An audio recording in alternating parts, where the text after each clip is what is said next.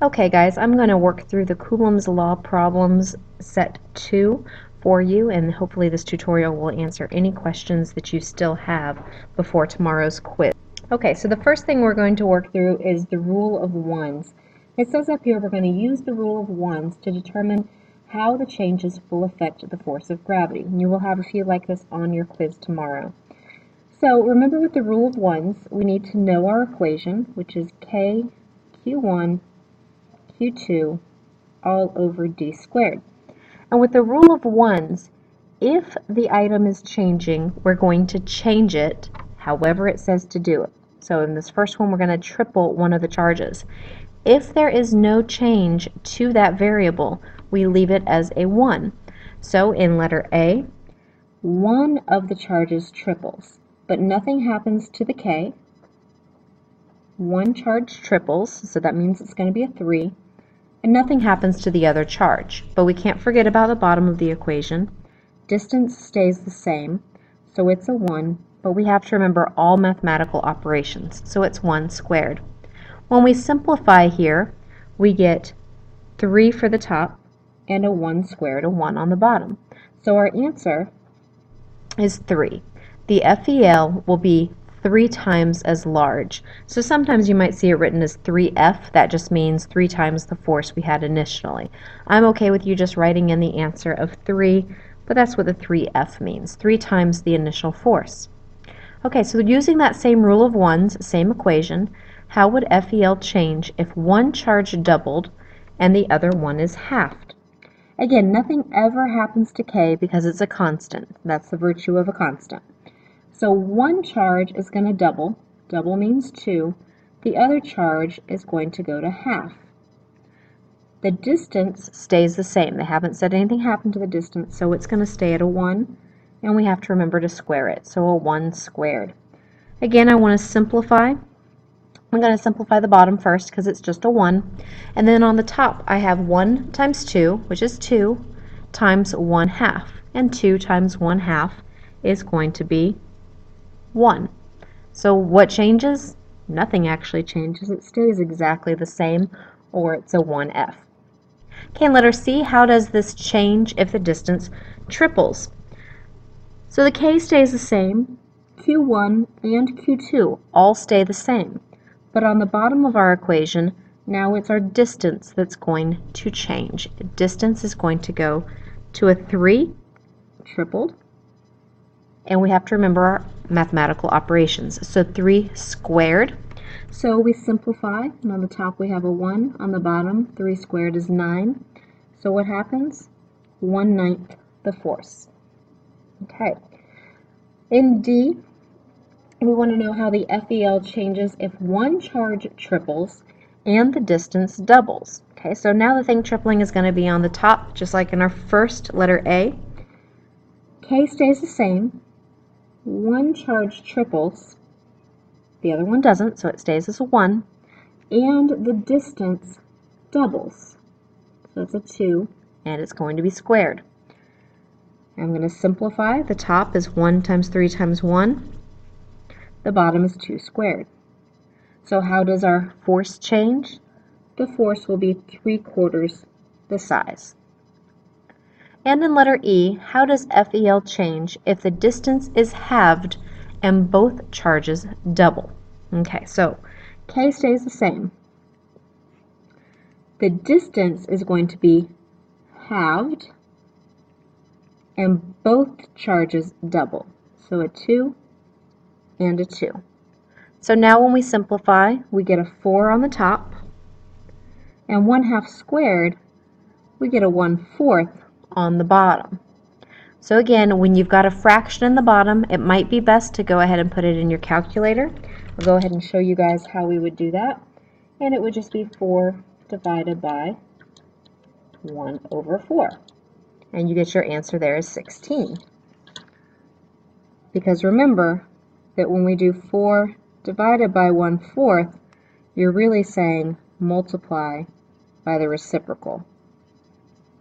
Okay, so you can do it long form, like our normal fraction division, or you can plug it into your calculator. Either way, you're going to end up with that same answer of 16F.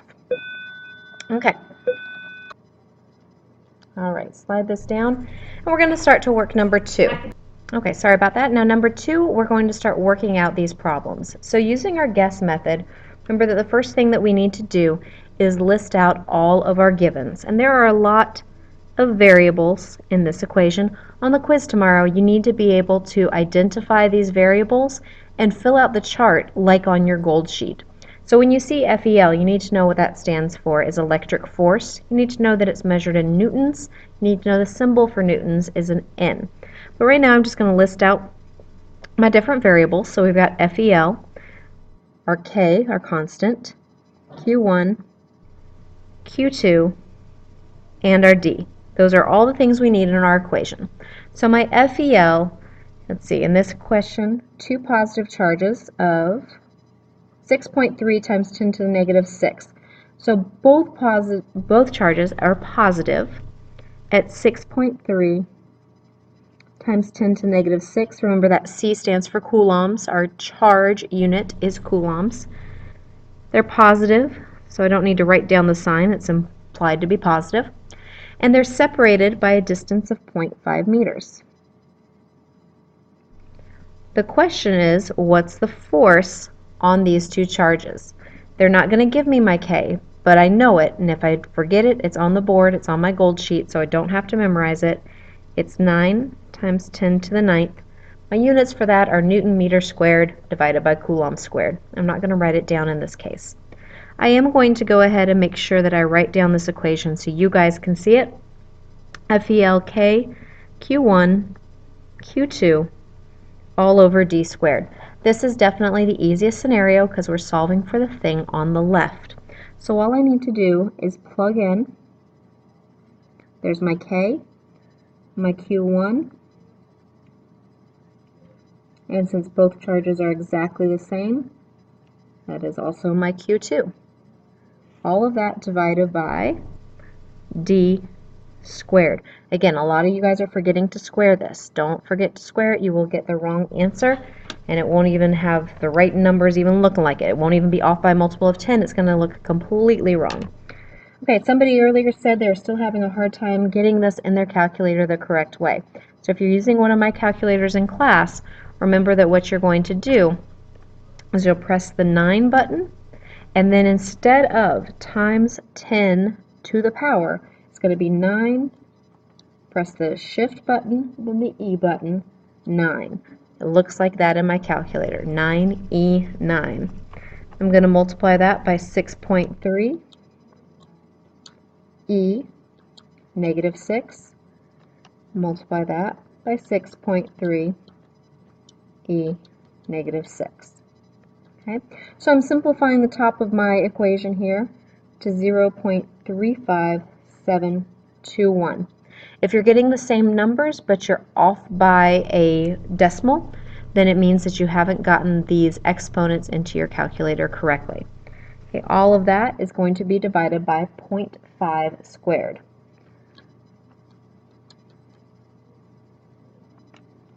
So divided by 0.5 squared, and I get an answer of 1.43. I'm going to round that, 1.42884, so I'm going to round to 1.43. Since I was solving for electric force, my unit here is going to be newtons. Okay, and I've slid my paper down so I can see number 3.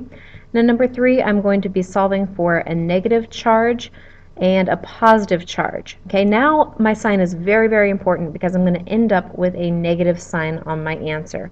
Here I had positive charge times a positive charge. My answer ends up being positive. Remember though that a positive force is going to repel. Okay, but there's my 1.43 newtons up there.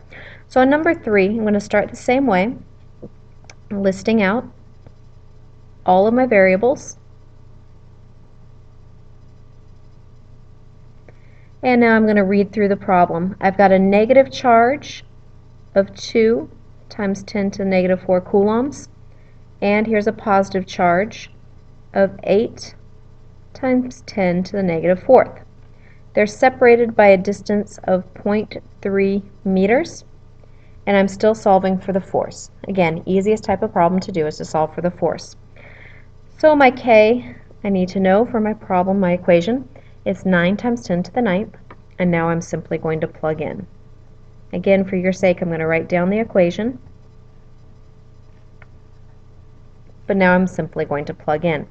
So plugging in for my K, 9 times 10 to the 9th. Plugging in for Q, my Q1 is my negative charge, negative 2 times 10 to the negative 4th. My Q2 is 8 times 10 to the negative 4th. All of that is going to go over my distance squared.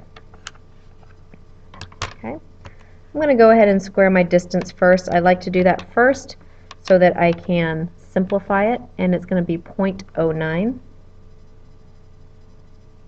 And then I don't have to worry about putting it into my calculator incorrectly. Up here I forgot to do that. I can get the right answer, I just have to remember my parentheses, and that's an okay thing to do.